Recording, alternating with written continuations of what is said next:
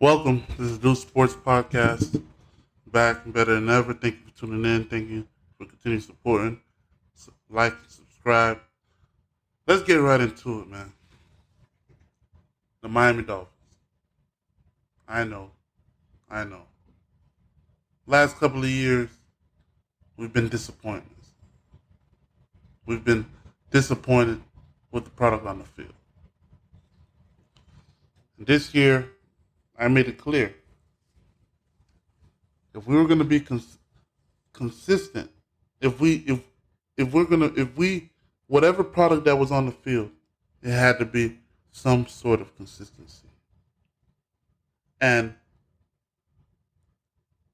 like I said, I was at a point where it didn't matter what type of consistency it was. I clearly said if the Dolphins was going to be consistently bad, let's be consistently bad. If we're going to be consistently good, let's be consistently good. Because I got to a point where I was tired. It was either we would start off good, then we would fall in the tail end of the season, or we would start off bad, and then after that, we would end up good towards the end of the season and falling short and not making the playoffs. So I got to a point where let's just be consistent. If we're gonna be a good team, let's be consistently good. Let's win more often than not. And if we are going to be a bad team, let's lose more often than not. Let's know off the rip what sort of team you are. I don't have time for we're bad. Oh, wait, we're good. Oh, dang, we can't make the playoffs. Even though we just won 6, 7 games in a row, beat this team, beat that great team, and beat this good team. That is frustrating. That's why I got to a point where it's let's just be consistently bad or consistently good. Well, ladies and gentlemen, it looks like we might be consistently good. We just won a barn burner today against the Buffalo Bills, the supposed Super Bowl favorites in everybody's eyes. And we beat New England. Then we came back and beat Baltimore. 2 great wins. But nobody was convinced. I was convinced last week when I seen that they came back from 30 down in the second half to come back and win that game. I was convinced last week. I'm like, you know what? I think we got a good team. But everybody was like, no, this is the test. This is the litmus test right here. The Buffalo Bills. The Super Bowl favorites in everybody's eyes. And I was like, you know what? Everybody's saying this is the litmus test. If we beat this team, then we should be considered as a legit NFL juggernaut, a legit winning team, a legit formidable, consistent winning organization and football team this year. And I said, you know what? I guess you're right. If you do beat the Bills, which we've had a problem beating the Bills in the last couple of years, because they have become such the premier organization in the NFL. And I'm like, you know what? I was convinced with the naysayers when everybody else was saying. And I'm like, you're right. Let's see. Let's see what they do with the Buffalo Bills. And we won 21-19. It was close, man. And my thoughts on this in this game is the first thing that comes to my mind when I'm watching this game It's not really the defense. I mean, the offense. It's the defense. Our defense is legit, man. Our defense, when I'm watching them out there, they're playing together. They're communicating. They're out there wreaking havoc, creating pressure, staying with the receivers down the field. No mistakes. Everybody is in tune with what they got going on. Everybody on the back end knows who they have to cover and where they have to be when it comes to, switching coverages, peeling off from here to there. There is no busted coverages out there. They are in sync as a defensive unit when it comes to the secondary. I'm not even talking about the front seven. The front seven is by far one of the best already in the league. Christian Wilkins, Phillips, Siegler, even Melvin Ingram. I mean, I think, and me personally, he looks out of shape, but for some reason, he's out there getting to the quarterback, making plays all over the place. And I'm looking at him like, bro, this dude looks out of shape. He's like a half defensive lineman, half linebacker. And he's out there making plays. That's a great signing. We signed Melvin Ingram for a 1 year, $1.25 million deal. And he's out there starting and playing consistently. Over the other linebacker, what's his name? Van Der Edge. I can't remember off the top of my head, but he's playing over those other linebackers, and he came off the street like a month and a half ago, 2 months ago. When was a chance he wasn't even going to be on a team. He's on the field on the $1.25 million deal. And he's wreaking havoc. That's a steal. That is a steal. He is looking like the old Melvin Ingram. And to have that, plus all the other studs we got on the front line. We got Harlan making plays. Xavier Howard making plays. Needham breaking up passes. Then we got to a point where we're bending and we're not breaking. That long drive in the fourth quarter, he started that drive at 10 minutes. 10 minutes. By the time they got to the end, the red zone, it was going on 3 minutes. And we still ended up stopping them. Can you believe that? That right there is a testament to those players and the defensive coaches. Josh Boyer, you will be a head coach next year, my friend. You could book it. And to see Josh Allen driving them downfield, man. And I'm looking at them on the defensive side of the ball. They're not panicked. They're just like next play. Okay, make sure you stay on this guy. Make sure you stay on that guy. Make sure you stay on him. Let's not give up big gains. Next play. And man, the short distance defense, the goal line defense that the Dolphins have is by far got to be the best in the league, man. I'm sorry. We have had this defense and this type of defense in decades, man. In decades. By far. Masterful job, man. Masterful job. And I'm not even talking about the offense yet. what really popped out in my eyes is that defense, man. You made you made the quarterback uncomfortable all game. Josh Allen was running for his life all game. And you could never see he was never you never seen him set comfortable. You never seen him comfortable back there.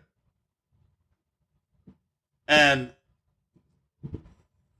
for a defensive unit, that's how you want Josh Allen. You don't want him comfortable back there, just picking you apart. And to be honest, even though he was running for his life, this man was still he was still finding players.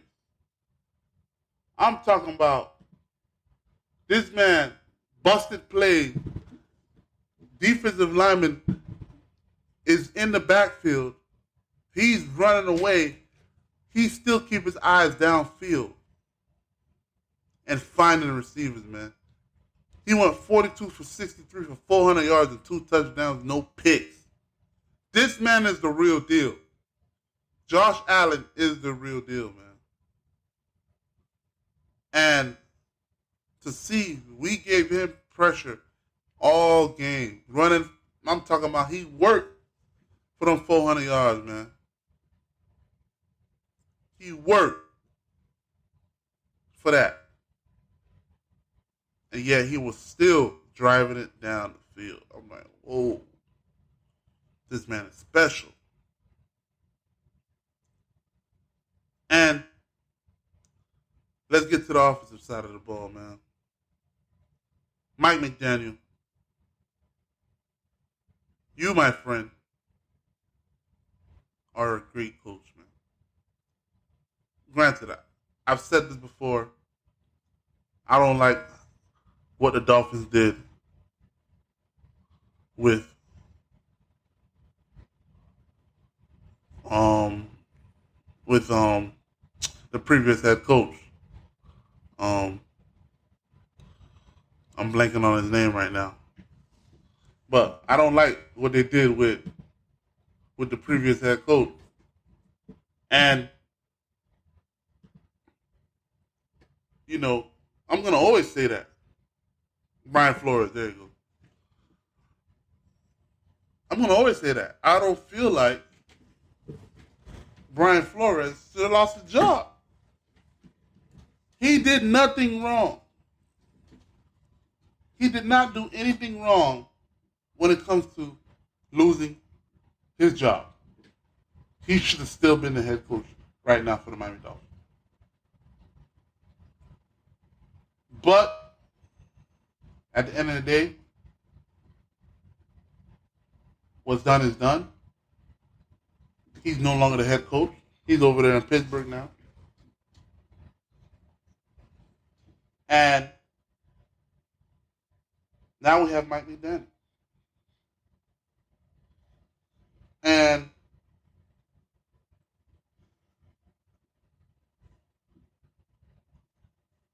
Mike McDaniel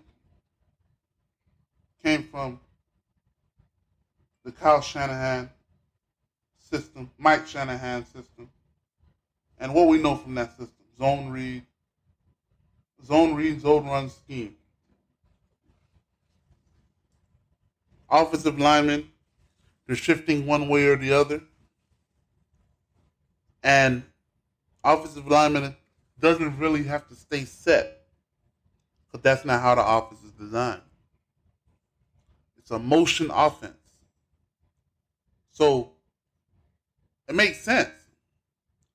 All these years, decades, we've had trouble solidifying an offensive line, finding an offensive line, a unit in the offensive line that would provide consistency in protecting the quarterback.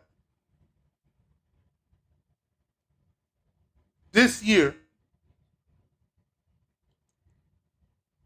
We have the offensive line that we put out there, and we're not even hearing anything about protection issues. This is the first time in a long time. Why is that? Mike McDaniel, Kyle Shanahan, Mike Shanahan. It's a zone read offense, a motion offense, West Coast offense, San Francisco, zone read, zone run, right? When you're calling plays, it's a motion offense. You're calling when you call it passing plays. You got somebody motion here, somebody motioning there. Offensive line shifting here, offensive line shifting there. You're not set. So guess what? That negates the pressure. Off rip, that negates the pressure. Instead of having the offensive line standing set, not moving, not motioning, guess what? It gives the defensive lineman, the defensive front, a better opportunity to get to the quarterback. Because they don't have to worry about a unified unit doing motions and shifting and whatnot. It's easier to make your move to get to the backfield. Now,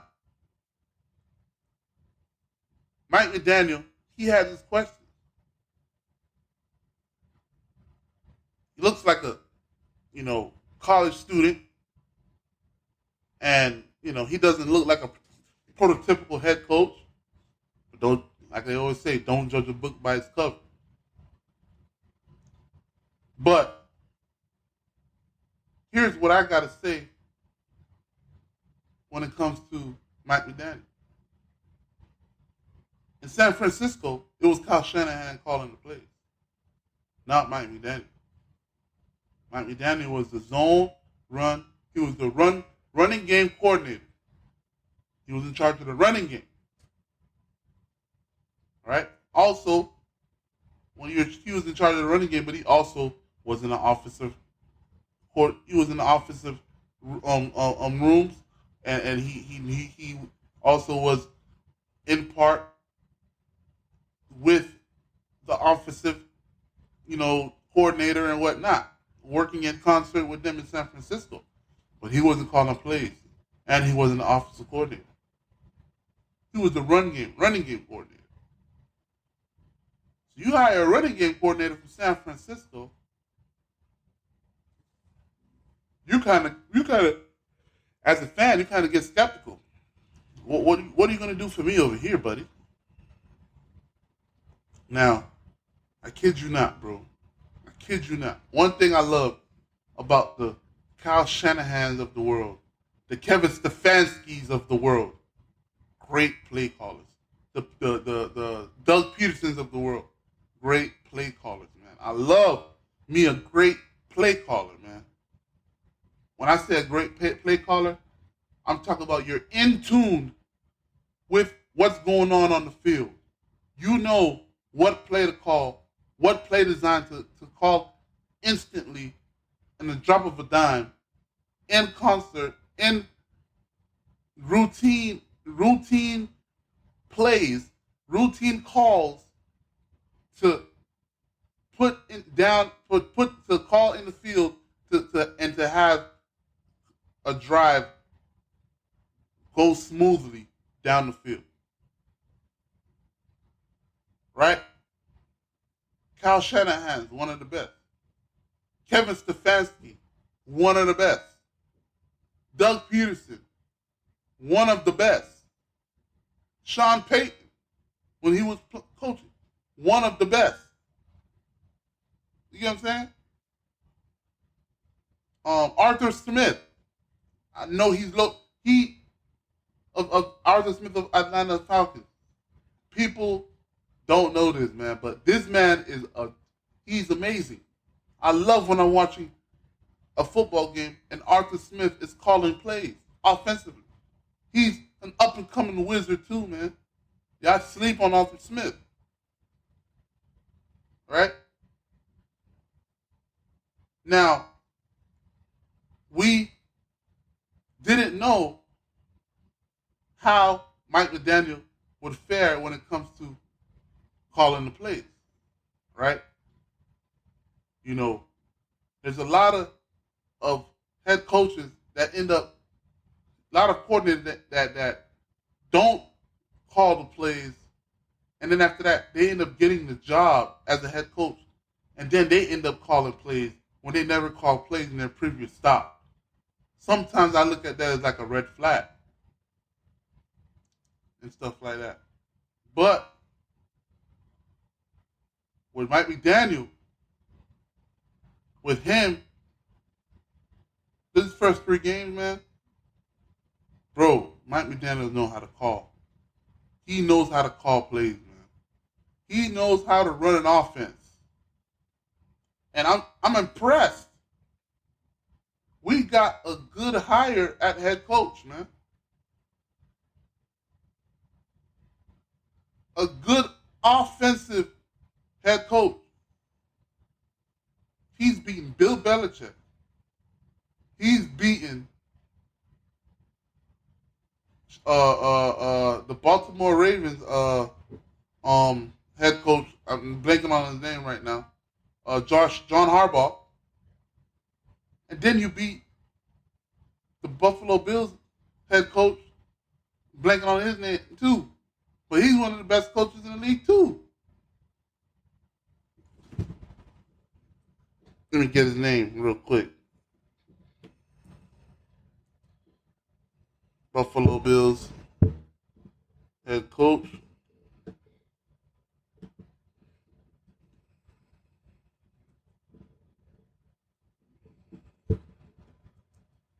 Sean McDermott.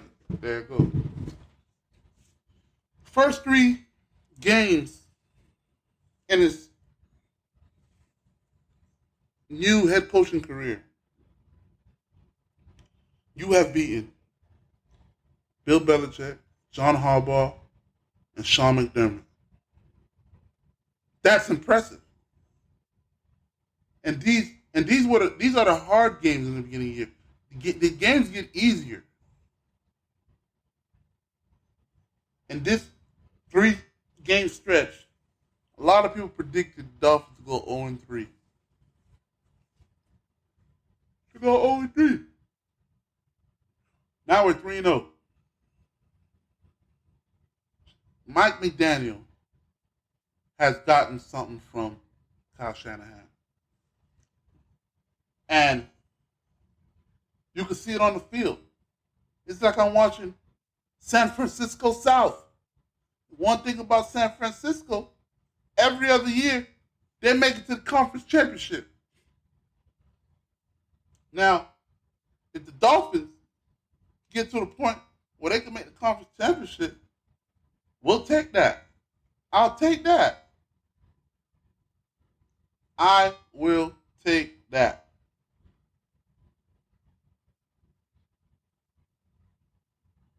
So now, we're 3-0. Offense, Tyreek Hill, Jalen Waddle. A lot of people thought Tua couldn't throw. People wasn't sure about Tua. I'm not gonna lie to you. Somebody called me out last night and said, "I remember you said you didn't want Tua." And I'm like, "I did?" He's like, "Yeah, I remember." I had to pause for a second. Go back to my radio shows when I was doing radio. Go back to me talking about Tua when they was getting, and I was like, you know what? You're right. I'm with you when you're right. I did say I didn't want Tua. I said I wanted Justin Herbert. I'm not sure Tua could read defenses. I did say that. There's a thing that Colin Cowherd always, a segment he always puts on his radio show. When Colin's right, Colin's wrong. When he's wrong, and he sees he's wrong, he goes on there and admits that he's wrong. Where Colin was wrong. Well, with me, where Deuce was wrong, Tua is a good quarterback. And I didn't just start thinking he was a good quarterback this last couple of weeks. I started thinking he was a good quarterback since last year because I'm like,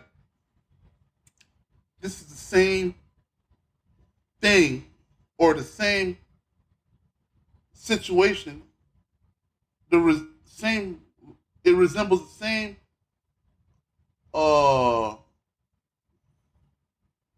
how do I put this?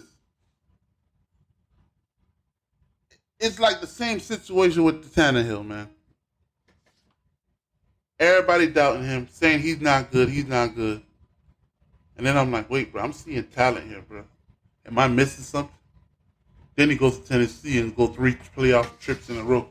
Number one seed and number one overall seed last year. Come on, man. Tannehill, you're a good quarterback if you get a team to a number one seed, bro. Everybody keeps saying Derrick Henry this, Derrick Henry that. But you still need a good quarterback to get you to a number one seed overall in the NFL, man. I don't care what you say. A running back by himself can't put you in the number one seed in the NFL. Come on, man. Come on. So I just looked at him like, man, this resembles the situation with Tannehill. I'm not getting fooled like this. This, you feel what I'm saying? I peeped this last time. I'm gonna peep it again. I think Tua's good, guys. No, man, Tua suck, man. I'm talking about I'm going at it with everybody under the sun. Talking how Tua is not good. Deshaun Watson this, Deshaun Watson that. I thank God Deshaun Watson got traded to another team. We ain't had to worry about Deshaun Watson anymore, man. Golly. Deshaun Watson literally messed up a couple of our seasons, man, because of that drama, man. Like, for real. I'm glad he's over there, and this year was the year we could just focus on Tua.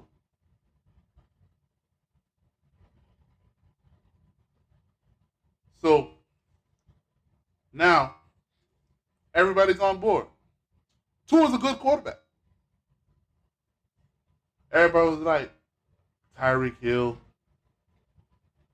you made a bad career move.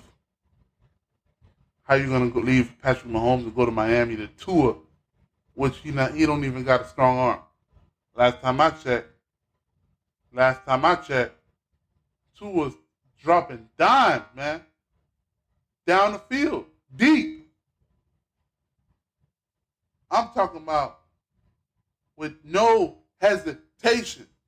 Tua is throwing that rock down the field. And that's what you want to see. You got to also remember, man, Tua played at Alabama. Tua is used to playing with premier talent. Alabama, the first three string players in all positions are potentially first round draft picks, man. Tua's used to playing with premier talent. So it was not a surprising thing when you see him with Jalen Waddle, which was his former teammate he used to play already with, and then Tyreek Hill. It wasn't something that was unfamiliar to him. He's used to playing with premier talent. That's why he looks the part, because he was doing this already in college, pre-hip injury. Now, this game was a nail biter. The defense won this game, man. The defense won this game. And in my opinion,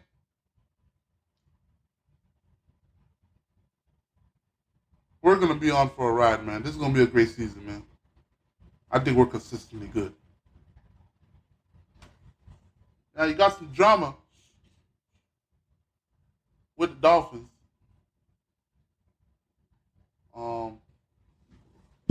If you haven't seen it already, let me get into it. It says, Let me get right into it. Hold on. It says ESPN.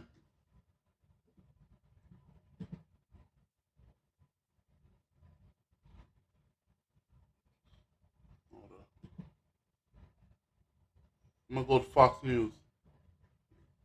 FoxNews.com says Dolphins' decision to put Tua back into the game to be reviewed. The NFL and NFL Players Association will conduct a joint review into the decision the Miami Dolphins made to allow quarterback Tua Tagovailoa back into Sunday's game against the Buffalo Bills, according to multiple reports. Tua left the game toward the end of the second quarter. He was knocked on his back and appeared to be woozy. When he got up, he was first diagnosed with a head injury and was questionable to return. But Tagovailoa told reporters he was dealing with a back injury. NFL Network reported Tagovailoa went through a full concussion check and cleared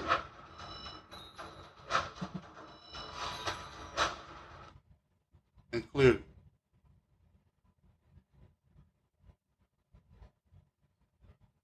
I kind of got my legs caught under someone, and they were trying to push back, and it kind of felt like I hyperextended my back or something. Tagovailoa said. Then on the next play, I kind of hit my back, and it kind of hurt. I got up, and that's why I stumbled. My back kind of locked up on me, says Tua. In-game evaluations when concussions are suspected involve team medical personnel as well as unaffiliated neurotrauma consultant. I was kind of with someone else when he hit his head on the ground. I assumed it was a head injury, Dolphins coach Mike McDaniel said, but his legs got wobbly because his lower back was completely loose, as he described it. He said his lower back was like Gumby or something. Tagovailoa said he passed whatever concussion protocol they had. He returned to the game in the second half to lead the Dolphins to a victory over the Bills. All right, I'm not gonna lie to you. When I was watching that thing on the field, I thought that was a head injury, bro. The man was wobbly, shaking his head. We thought that was a concussion. When I seen him come back, I was kind of surprised. I'm like, wait, he's back? Normally whenever I see something like that happen, especially with a concussion check and stuff like that, especially when you hit your head in the back, if you fall back, you hit your head in the back on the back of your head on that turf, on that field, on the field, on that grass. 9 times out of 10, that quarterback don't come back. So when I seen Tua coming back, I was surprised, and I was happy, of course, too. But now, who knows? Maybe they had to spin it and say that, hey, man, we go back. I don't know. But there's something going on there. And I just hope the Dolphins ain't make a mistake or Dolphins ain't do nothing to cause us to get penalized or whatnot. At the end of the day, we won the game. But then again, the optics showed that he was being checked at for concussion, not no back injury. It's later on after the game you start talking about a back injury. So we'll see. All in all, we just want Tua healthy, and we're going to be moving forward, man. But this is a great win for the Dolphins with 3-0. Tua is good, man. We are consistently good. The defense is consistently good. And let's buckle up our seatbelts for this ride, man. Because I'm in, and I'm happy. I'm happy, and when I say I'm happy, man, because my mindset was like, I'm on a show me mentality, bro. I need you to show me, and because I started getting frustrated, and I'm happy. We got something this year, man. Thank you for tuning in, man. Thank you for listening. Thank you for listening to my podcast. Subscribe. This is the Sports Podcast. We'll be back in the week within the week. Put out some more podcasts. Trying to be more consistent. And we're gonna grow together, man. This Deuce Sports Podcast. I'm yours truly, Alvin Deuce, signing out.